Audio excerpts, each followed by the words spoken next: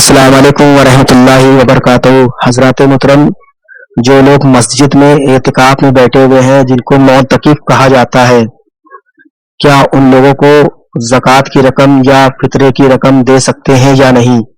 تو حضرات محترم، اس کا جواب یہ ہے کہ جو لوگ اعتکاف میں بیٹھے ہوئے ہیں، اگر وہ صاحب نصاب نہیں ہیں تو ان کو زکوٰۃ دے سکتے ہیں۔ ہاں، یہ بھی دیکھا جائے گا وہ سید نہ ہو۔ اگر وہ سید ہے تو ان کو پھر زکوٰۃ یا فطرے کی رقم نہیں دے سکتے ہیں۔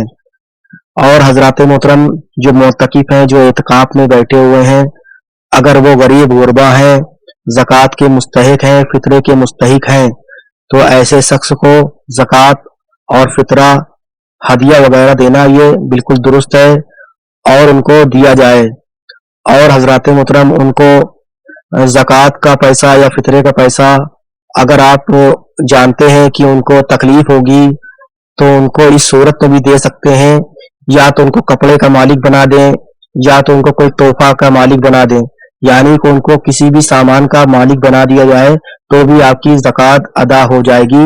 واللہ تعالی عالم بالصواب۔ السلام علیکم ورحمۃ اللہ وبرکاتہ۔